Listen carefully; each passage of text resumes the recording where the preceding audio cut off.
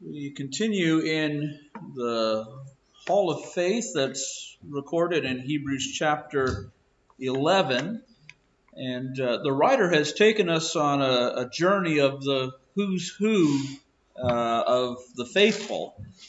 We've talked about Abel and Enoch, Noah, Abraham, Sarah, Isaac, Jacob, Joseph, Moses, Moses' parents, the midwives, all of Israel, Rahab, Gideon, Barak, Samson, Jephthah, David, Samuel, and the prophets. And the writer doesn't stop there. He keeps on going. In verse 33, the writer now turns his attention to various works that are associated with some of God's people, which, of course, works are evidence of faith. And so let's go ahead and we'll read verse 33 on through to the end of the chapter. And so he talks about those who, through faith, subdued kingdoms, worked righteousness, obtained promises, stopped the mouths of lions, quenched the violence of fire, escaped the edge of the sword, out of weakness were made strong, became valiant in battle, turned to flight the armies of the aliens.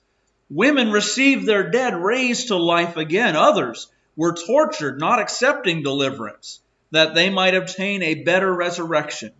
Still others had trial of mockings and scourgings, yes, and of chains and imprisonments. They were stoned, they were sawn in two, were tempted, were slain with the sword. They wandered about in sheepskins and goatskins, being destitute, afflicted, tormented, of whom the world was not worthy. They wandered in deserts and mountains, in dens and caves of the earth. And all these, having obtained a good testimony through faith, did not receive the promise, God having provided something better for us, that they should not be made perfect apart from us. So you see where he's going. He's eventually bringing you and I into this as he closes that out in verse 40. But for now, back in verse 33, he starts talking about some of the works of the faithful. He's given us a number of names and what they did, and then just dropped some names, and now he's focused on some works. And so the first thing he says in verse 33, he speaks of those who subdued kingdoms. There are several leaders in Israel who fought against enemies and were victorious. If you've read through the book of Judges, you know that judge after judge had to do this. And so there were many who subdued typically one kingdom among the judges, not many kingdoms. But there are two in particular that are recorded in Scripture of whom it may well be said they subdued kingdoms, plural. That there were a number of kingdoms that they subdued, and those two would be Joshua and David.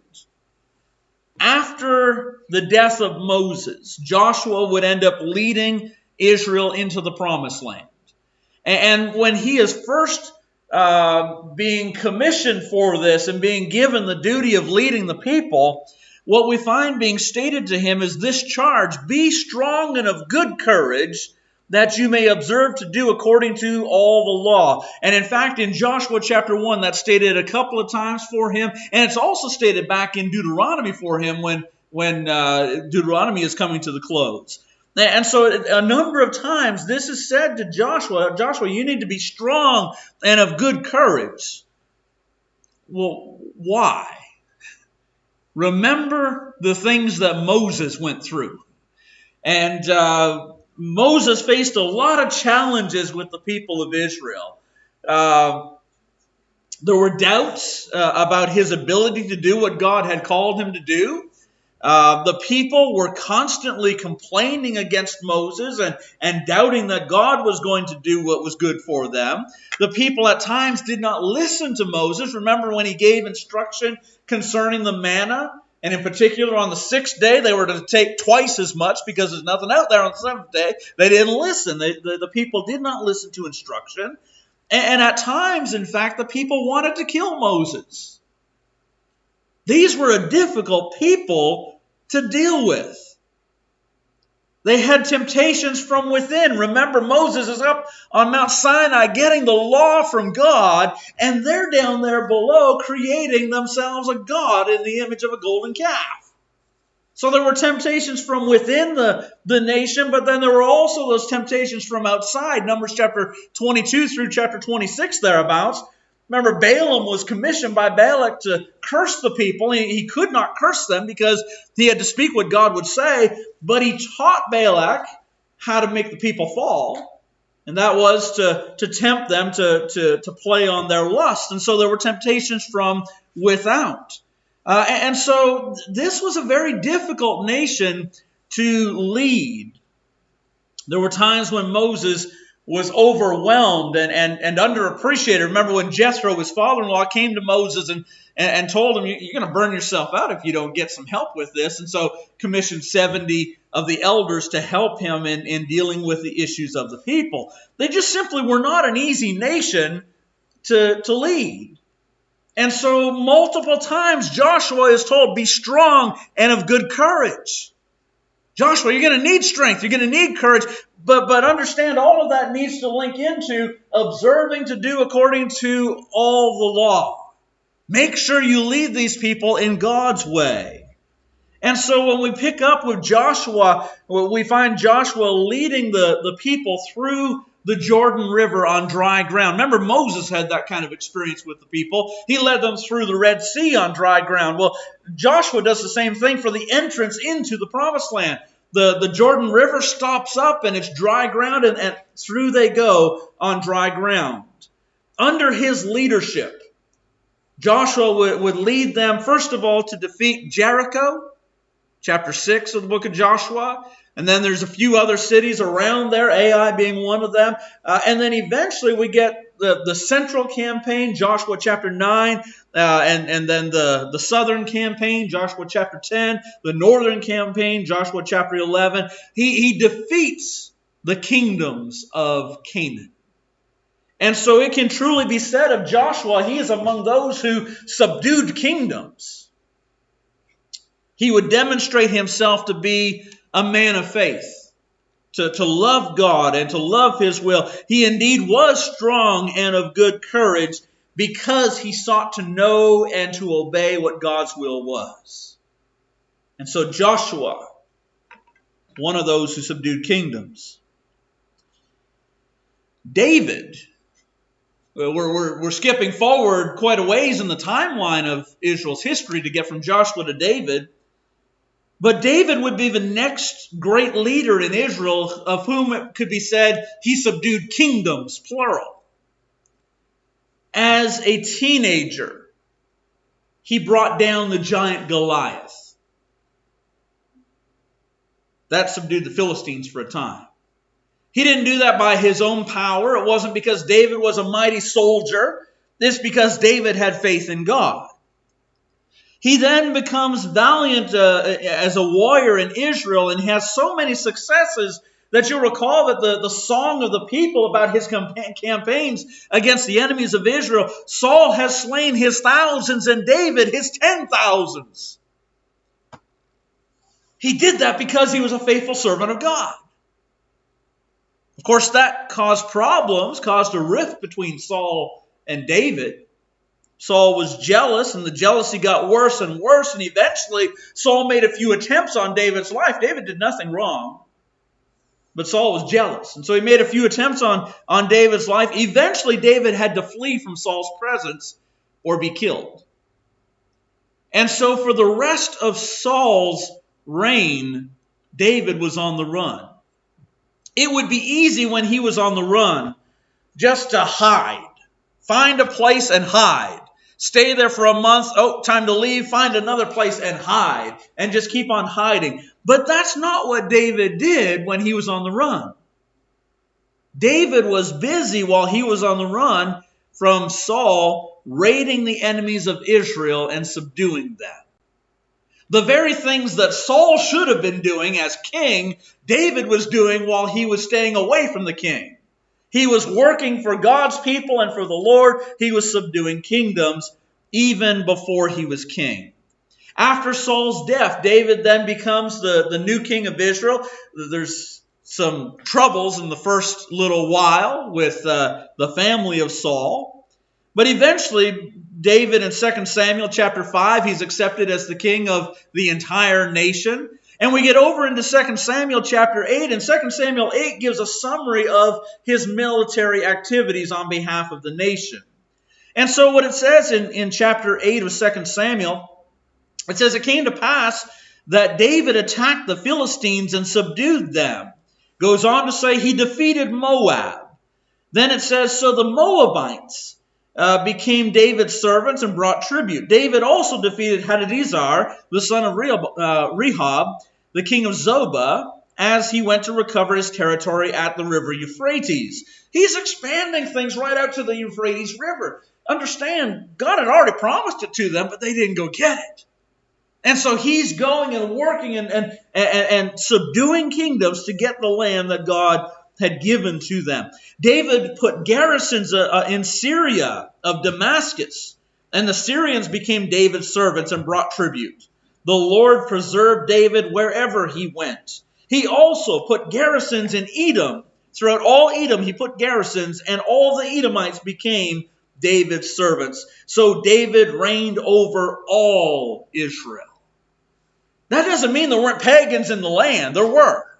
There were pagans in the land when Joshua was done. They were still there. There were pagans in the land during the time of the judges. There were pagans in the land during Saul's reign, and Saul did basically nothing about it. But David makes sure that he subdues all of them. And so it can be stated of David, David reigned over all Israel. Everyone was subject to David. Now, he didn't do all of this by his own power. God blessed David because David sought God's will, and he honored God in his victories. And so again, in the midst of 2 Samuel chapter 8, this is what we find. King David also dedicated these things to the Lord, along with the silver and gold that he had dedicated from all the nations which he had subdued, from Syria, from Moab, from the people of Ammon, from the Philistines, from Amalek, from the spoil of Hadadezer, the son of Rehob, the king of Zobah.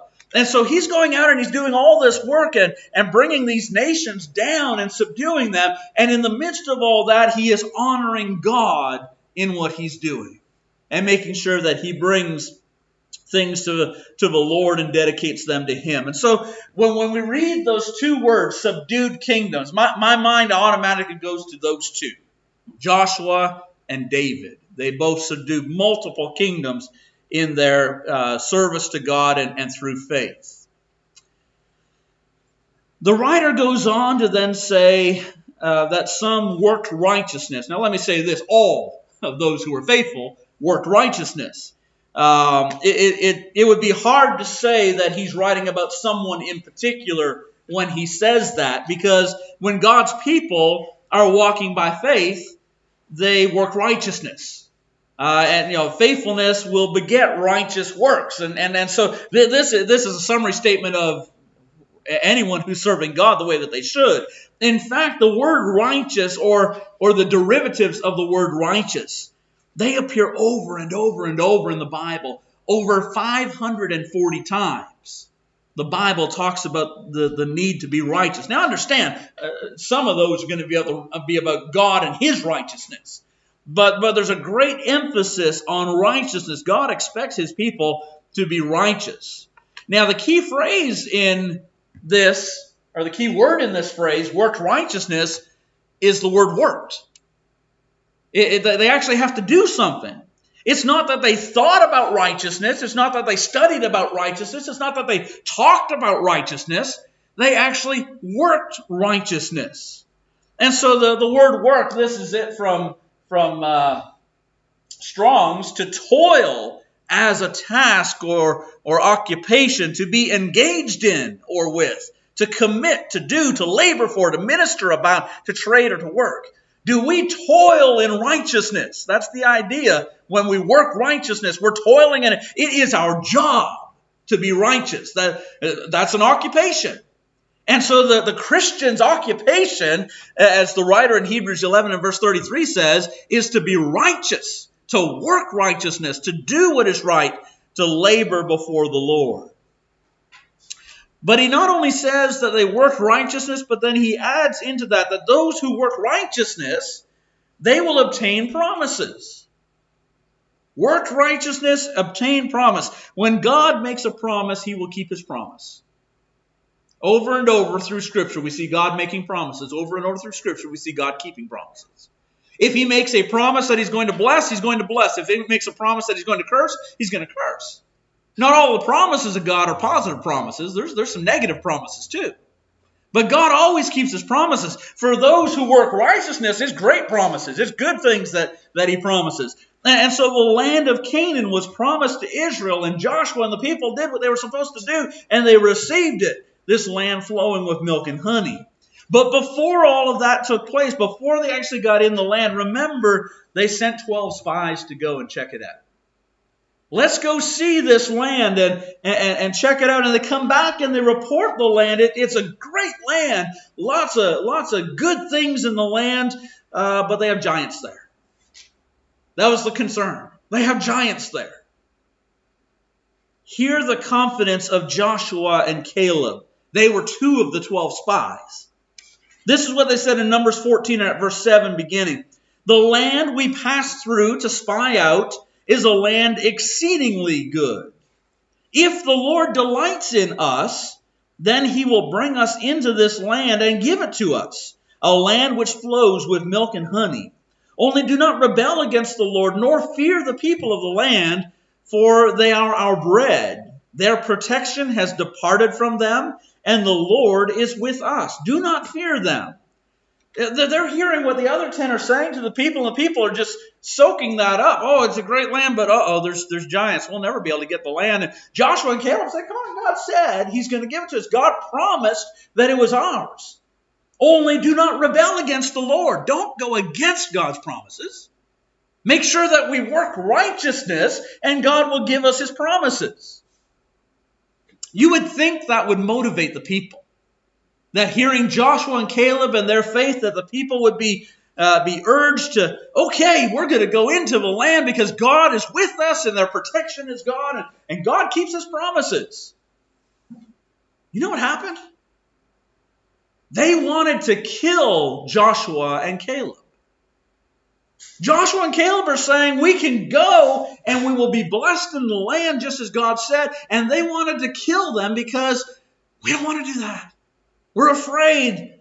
The people were motivated by fear rather than faith. And so they heeded the word of the 10 spies who were afraid to go into the land. And in the end, 2 people out of that entire generation got to go in. Joshua and Caleb. Why did they get to go in? Because they worked righteousness, therefore they obtained promises. They believed in God and they worked for the Lord and did what the Lord called upon them to do, and so they obtained the promise. Friends, we need to work righteousness, and if we will, then God says we'll obtain the promise. The latter part of verse 33, he says that some stopped the mouths of lions. There's no doubt who that's a reference to, right? This is Daniel. So far as I know, Daniel is the only one that fits that description. Now, that doesn't mean there aren't some others that are not recorded in Scripture that may fit that description, but we know Daniel does. After the fall of Babylon, we talked about this a little bit in our class this morning, Darius the Mede was in power in Babylon. And Daniel served in his administration. He had begun to serve under Nebuchadnezzar and continued in the Babylonian administration. And when Darius the Mede came in, he continued in Darius's administration. And in Daniel chapter 6 at verse 3, it says, Daniel distinguished himself above the governors and satraps because an excellent spirit was in him. And the king gave thought to setting him over the whole realm. See, Daniel is a faithful man. Daniel, when he has a job to do, he does his job in an excellent way. He distinguished himself because an excellent spirit was in him. No one else likes Daniel, though. of the governors and the satraps. It says, so the governors and satraps sought to find some charge against Daniel concerning the kingdom, but they could find no charge or fault, because he was faithful, nor was there any fault or error found in him. They don't like Daniel. And they want to bring Daniel down, but they look at Daniel's record, and how many politicians could we say that they have a spotless record? There's never been anything that ever would bring them down, right? Well, it's rare. Sometimes people get caught in bad situations, or they'll say the wrong things, and especially in our day and age, people are hypersensitive about how people act and speak and so forth. But they couldn't find a thing on Daniel to bring him down. And so what they decided to do, the only way we'll bring him down will be with his religion. We will find a way to bring him down with his religion. And so what they did is they made it against the law to pray or petition anyone but King Darius. For a whole month, you cannot pray to any god, you cannot petition any person except for Darius. Darius didn't know the purpose behind this piece of legislation that he signed. What they were doing is that they were appealing to his pride. What ruler does not like the idea of, well, everybody needs to be subject to me and everybody needs to appeal to me, and that makes me the most important person around? That's all he saw, was a piece of legislation that exalted him. What he didn't understand was that Daniel would be in trouble with this. Because Daniel's practice was that every day he would pray 3 times with his window open, pointed towards Jerusalem. The legislation is passed. Darius has signed the document. Daniel, knowing that this is now law, that it is illegal to pray to God, goes home, opens his window facing Jerusalem, and bows down to pray. Of course, he's arrested because he broke the law. When Darius hears that Daniel was found praying, he actually seeks to free Daniel. He wants to try and find a way to change the law, but you can't change the law of the Medes and the Persians. Once it's signed into law, it's law. And so the end result is that Daniel is going to be cast into a lion's den. Now, understand how old Daniel is at this point. They are likely throwing about an 85 to 90-year-old man into the lion's den. That's about the age that he would be. He's thrown into the lion's den. We're told in the text that Darius did not sleep, he did not eat. Darius is concerned for Daniel. He regretted this foolish decree that he had signed. And he goes the next morning and he's asking, and I think that he's actually hoping against hope. He doesn't believe that Daniel's actually going to answer.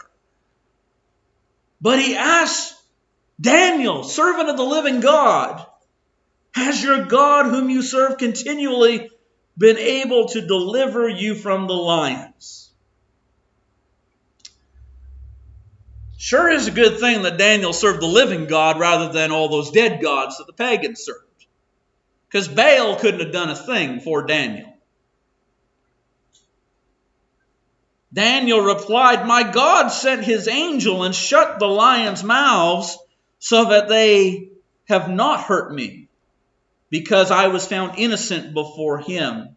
And also, O king, I have done no wrong before you. Daniel was unwilling to compromise his faith. And so God stopped the mouths of the lions. Had Daniel decided, okay, it's against the law to pray, I'm not going to pray anymore, we'd not be reading about him here in Hebrews chapter 11. Daniel would not compromise his faith, and so not only does God save Daniel, but then Daniel influences Darius. And so Darius actually makes a new decree. See, you can't scrub the old one out, but you can make a new one. And so he made a new decree. This is what he said. I make a decree that in every dominion of my kingdom, men must tremble and fear before the God of Daniel.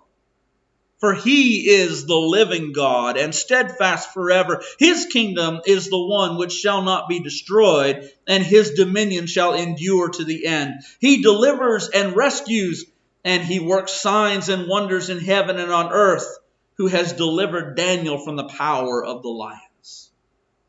A pagan king just made a decree telling everybody in his realm, hey folks, we need to give honor to the God of Daniel. So Daniel stood for God in faith. God protected Daniel. And because Daniel stood in faith, God's name ended up being exalted among the pagans. Verse 34, and we're going to end with the first clause of verse 34 this morning. The first clause of verse 34 is, quench the violence of fire. Again, I don't think there's any doubt about who he's talking about here.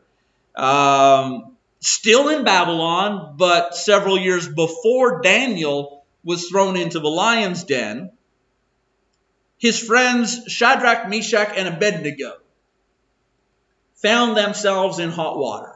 Actually, hot fire, I guess, in a furnace. Nebuchadnezzar had made an image of gold. This huge image. It stood 60 cubits high, which is about 90 feet. And he set it up in the plain of Dura, which is in Babylon, and he called all of the officials together. He's got the satraps and the administrators and the governors, the counselors, the treasurers, the judges, the magistrates. All the officials of his kingdom have been brought together for the dedication of this great image. And not only that, but he has a myriad of musicians who are there, and when the symphony plays together, the command is that everybody needs to bow down and worship this image that Nebuchadnezzar has set up. You ever noticed Daniel's not mentioned in Daniel chapter 3? I don't know where he is. He's obviously not there. He wasn't one of the ones thrown into the fiery furnace, and Daniel's not going to bow down before the image. And so I'm not sure where Daniel is, but he's not there in chapter 3. He may have been out of town on official business somewhere. He might have been homesick. I'm not sure where he is, but his friends are there. And just picture this. The trumpets and all the musicians, they're playing, and everybody bows down.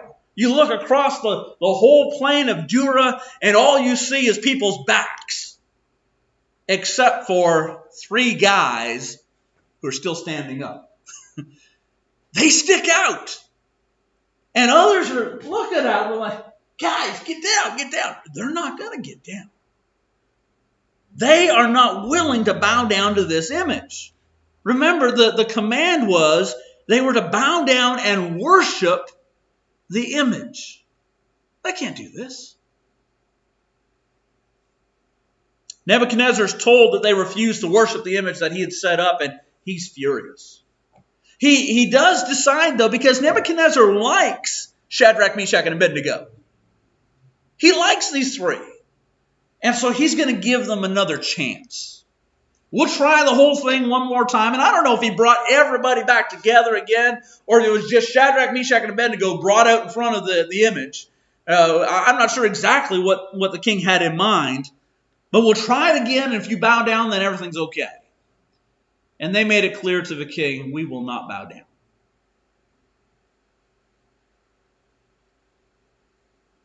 And so the king says they will be cast into the fiery furnace.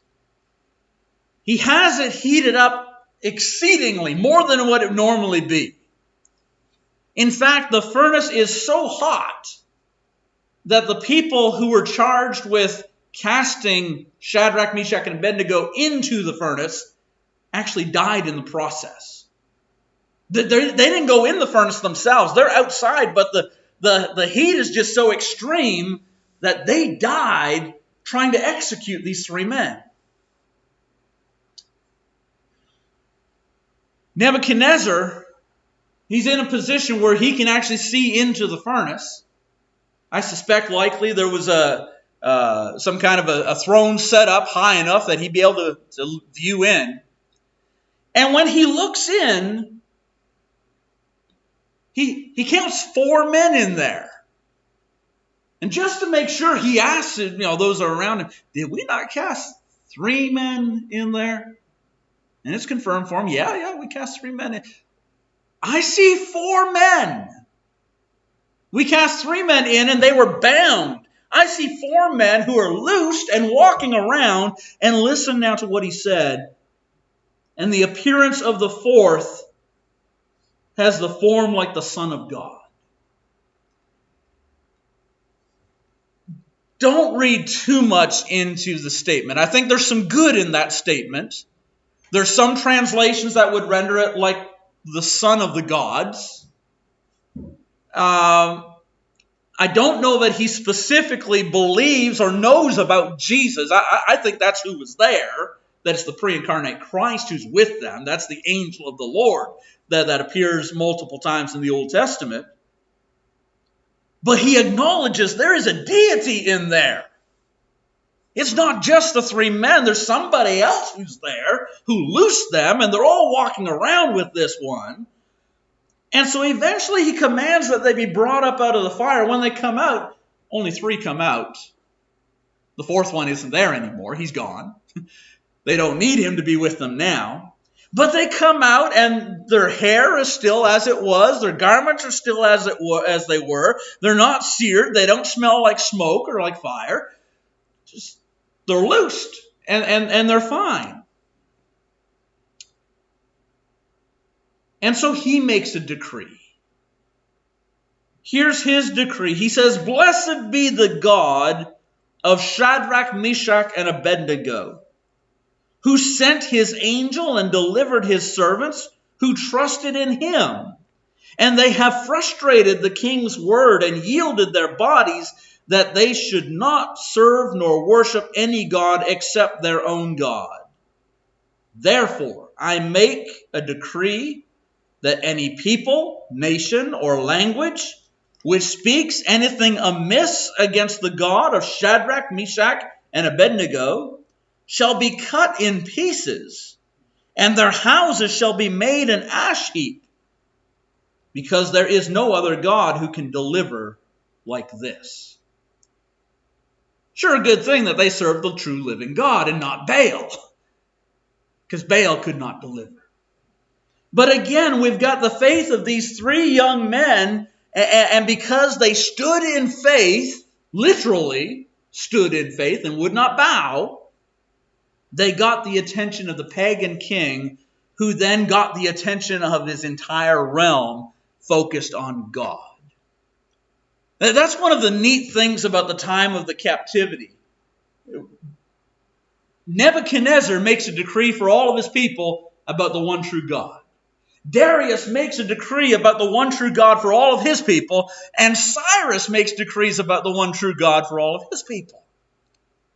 3 pagan kings, and because they saw faithful men of God, they're all focused on God. What a great thing. And so, quench the violence of fire. In all of these that we talked about today, Joshua and Caleb, David, Daniel, Shadrach, Meshach, Abednego, in all of them we see the effect that having faith will have on others. Now, with Joshua and Caleb in particular, in their day, they didn't affect their own people who should have had faith alongside of them. But the pagans that they then went in and brought low, they saw the power of God. In fact, remember Rahab understanding what's going on, and okay, I need to be on God's side here.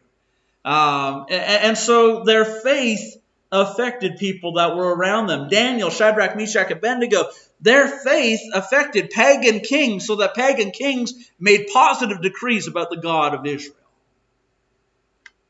Decrees that they expected their people, who were pagans, to follow as well.